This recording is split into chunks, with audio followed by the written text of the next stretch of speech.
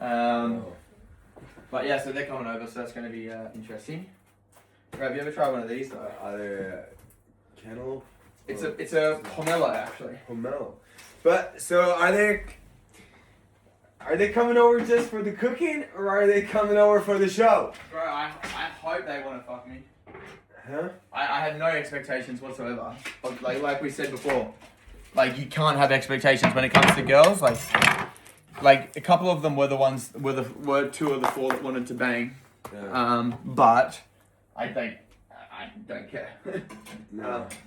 But it's gonna be fun. I like it. It's a nice experience. And Yeah, I think, young like, people. as you say, like if you don't have expectations, Yeah, it's gonna be no fun, expectations. 'cause then you're not let down by anything. Yeah, that's but it. if you go with the flow, it's just gonna be fun. Yeah. And you're gonna have a great Right, that's how I experience. fucking live my life now. I had never expect anything from anyone, not even my fucking parents. Like I love everyone. Even like my worst enemies, I still love them, and I don't want anything bad to happen to them. But yeah, no expectations, and then you'll never be let down, and your life is pretty good. It's like I think the only time I got let down once lately, and it's because I've recently fallen in love. I should do this over here so they can see what I'm doing. Yeah, I fell in love recently, and I think like love is the scariest thing in the world because I'm vulnerable, but I don't let anything affect me, like anything at all. But like the one thing that actually can affect me is being in love because it's such a powerful drug and it just takes over.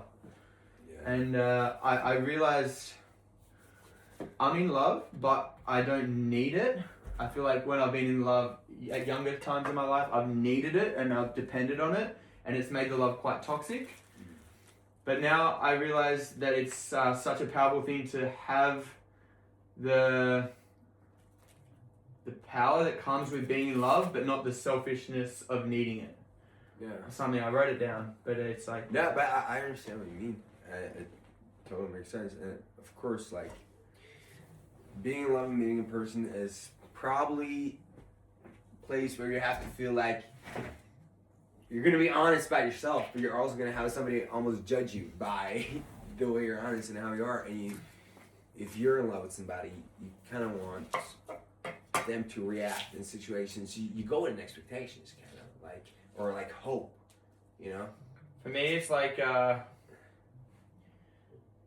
if some people are in love because it's convenient and they love that, like I love you because you're providing me with a home, or I love you because I love your pussy and I love the sex we have. I love you because I love that you have a family and I never had a family and now I feel like I have a family. And that's not the reason. You can't love someone for that. You need to love them for who they are.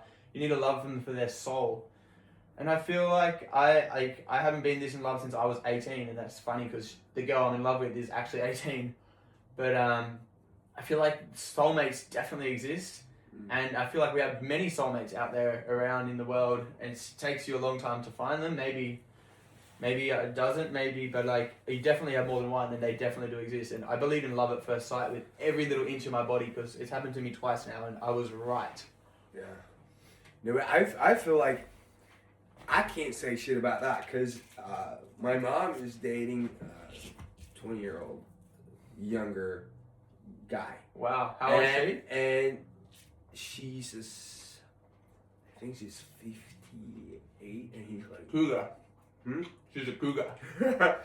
Yeah, but at first I was like, it's kind of fucked up. But then I saw my mother and like, oh shit, I've never seen my mother in love. Wow. I've never seen her like. She was like a teen in love. She was like childish. She was playing. Oh, that's and it was so like, nice. And then I was like, damn, I just judged somebody and something happening that it's not really my life or my saying. And then I saw this and I'm like, this guy's been there for my mom in times I have been there for my mom. He's a good guy? Yeah, he's an amazing guy. How long have they been together? Now I think it's like 5 or 6 years. Wow. But, and that's why like. You were probably skeptical at first. Yeah, but that's when like my girlfriend, her father, his girlfriend is 20 years younger or 18 years younger.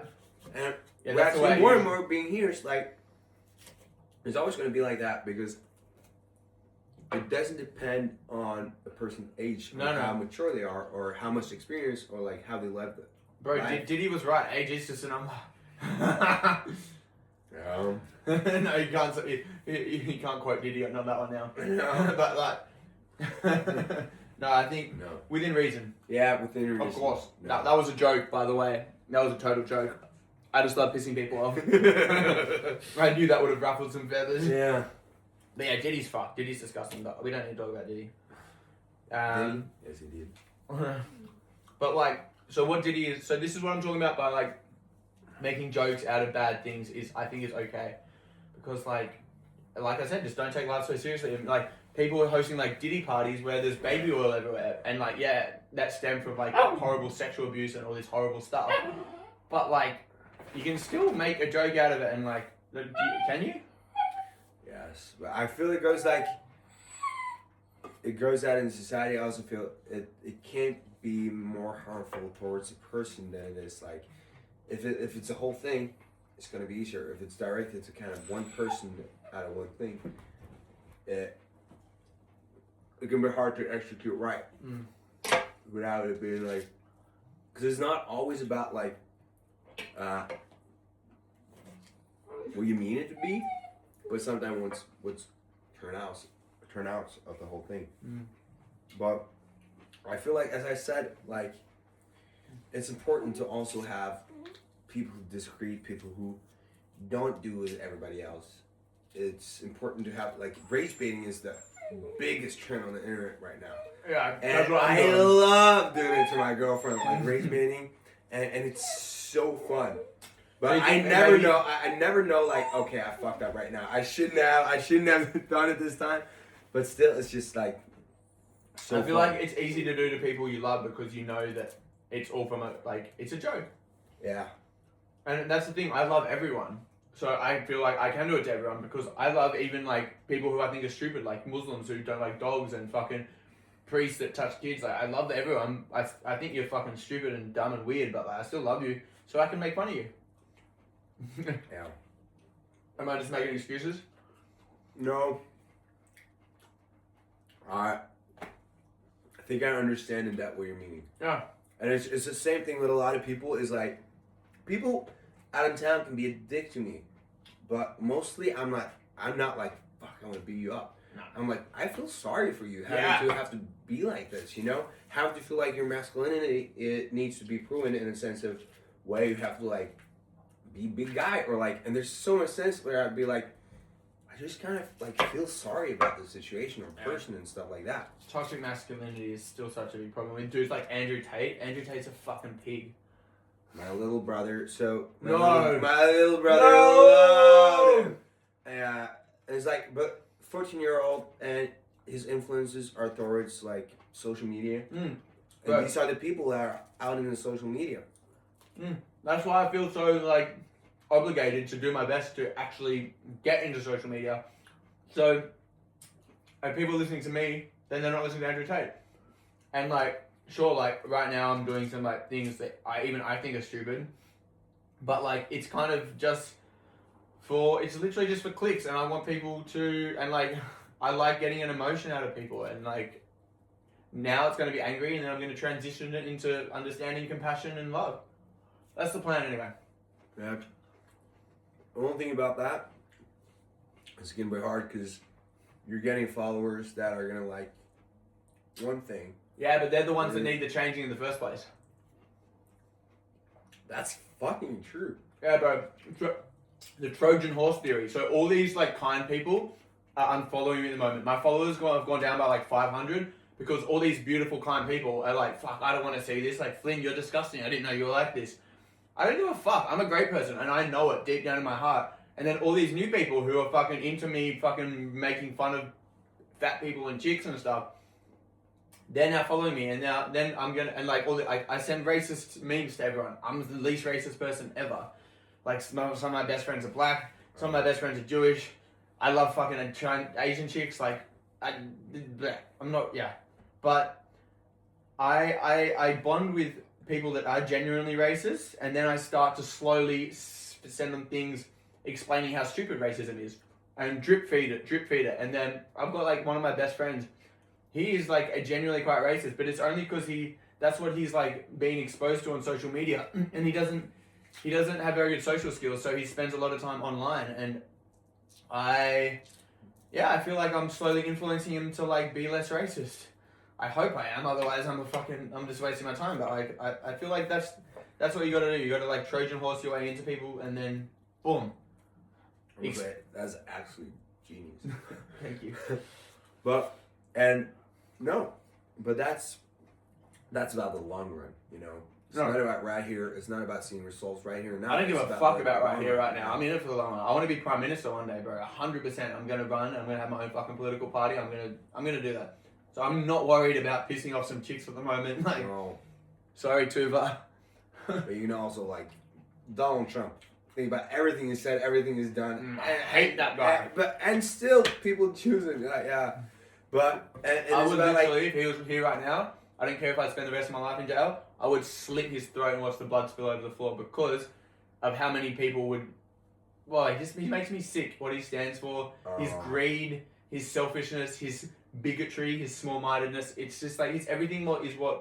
Everything that's what's wrong with Western society. Yes, but he's in a way of sense of like he's a guy that didn't change. He's a guy that's been saying things, gotten followers, and continued to teach them more wrongdoings. Mm-hmm. And in the sense of thinking about the power, if that he has now, if he switched on the thing you like think about how many he could people change the world. He could fix the world. He could fix the world. He could fix the world. Yeah, but right now he's ruining the world. He really Yeah. is. So, and it's about that. Like he started saying a lot of shit because he noticed a lot of people are gonna like the fucked up honesty, and they like seeing a leader in a sense of way they haven't seen anyone. Yeah, no one's been so real and unhinged. And I think like first I thought like it's a strategy like you're talking about now, like that it's just a way of like publicity. You know, all PR is good PR, but in a sense of way he's just he's no, that's him. People might have one day thought it was just publicity, but no, he's actually just genuinely that person. Yeah, no. But that's why it's so important to kind of be able, because I also like think programming yourself and saying something so many times is like maybe you start program believing yourself. your own shit. Yeah, so you have to keep on, always have the core goal and core thing, and keep on reminding yourself, like, and visualizing and saying yourself again and again and again and again. So you don't, over time, you know, change yourself in a way of... I gotta watch that one. My dad would agree. But, yeah, I think, like, Trump's just absolutely fucking the world. Just, like, my least favorite thing about Trump is he caused division. And that's the thing we need more than anything in the world. We need to come together collectively as a human race to solve global warming, like I mentioned before. Because... our kids won't be able to eat fish because of all the microplastics in the water. One day, maybe 100 years, 200 years from now, India and Africa are going to be uninhabitable because of the heat, and they're going to be massive. Like right now, there's like 1 million people migrating a year, and people are fucking getting racist because of that. But imagine if that was 100 million. There's going to have to be people standing at the borders with machine guns, shooting people trying to migrate. And that is just something I don't want to see. It's been the hottest year recorded in history right now. Yeah. The only countries that wasn't affected by this are Scandinavian countries. Oh wow. We're gonna be a climate refugee. Bro, you're gonna need the biggest wall. It's gonna be fucked, bro. And it's all it's Donald Trump's fault. It's everyone's fault. Every single human being's fault that adds to the problem and isn't the solution. And like, fuck all these wars. Fuck all these like blue and red parties. Fuck all this like woke shit. Fuck like everything. Let's just accept each other for who we are. Come together and solve the problem that we're all collectively facing that's going to be affecting the earth for generations to come. Yeah. We're burning through resources and we're, as you said, dividing the people. But no, I feel like also politics is one thing that I could go on and on about. Oh yeah. Both American politics and Norwegian politics and it's just everything. So like, something to do with Norwegian, not politics, but it's no unspoken Norwegian law. Janteloven. Janteloven. Janteloven. I think it's stupid. I think it's also stupid. Yeah, and a lot of Norwegians I speak to think it is stupid because it promotes the idea that everyone is the same, and that's not true at all. Everyone's different. Some people are lazy. Some people don't contribute. Some people want to stay at home and play video games, and that doesn't make them necessarily worse, but it does mean that they contribute to society less, and that's what we as a society judge others on, is how much, like, what are we giving and who are we helping? That's what I judge people on anyway. I mean, I feel like it's at least outdated. Mm. And I feel like there's so many things that are still around that are just outdated. It's not made into the modern, and it's about like, why do you not? I see the core thing about like, you're not supposed to think that you're better than anyone, but still you can't kind of put a lid on people saying you're not supposed to believe in yourself. You're not supposed to like, and I feel like the walls that you're creating around younger generation, like I remember I heard this at elementary school, and it's the same thing. If you go think about this, you program yourself, and it's a tough thing. But I feel like when we talk about this to the Americans or any other countries, they're like, what the fuck? Yeah, they think the opposite. They think the opposite. Yeah, and they're like, we thought Norway was like a cool country, and then you go like saying this to everybody, like you're not supposed to think that you're shit. Mm. And It's unhealthy for sure. Wow. It's tall poppy syndrome. Have you heard of that? No. It's like the translation behind it is like, if one poppy rises above the rest, it gets chopped off, because maybe that's how poppies grow. I don't know much about poppy farming. I'm not a fucking opium dealer, but I think that's the whole philosophy behind it. And I think, sometimes people grow faster than others, and then they maybe deserve to have more. Like, I think capitalism is fucked, and consumerism is the reason behind the world getting destroyed. But also, complete communism is fucked too. Populism. Yeah, well, alright, I think. So many things. Should we eat dinner? Yeah. Stop the recording? Sounds good. Yeah. Nice, brother. Nice. Well, goodbye. Enjoy our first, what should we say? This was my first ever fucking YouTube video, podcasting. Yes. Thank you for coming. And what's conversation? What's your music tag? Well, I'll add his tag to the... So, I'm actually releasing music for the first time this spring, but it's my name, Peder Pedersen. Okay. Peter You haven't got Pedersen. anything released yet? No. Bro, maybe you should drop one single, because this was probably going to get a few views. Yeah. Yeah. Give the people a little taste. To be continued.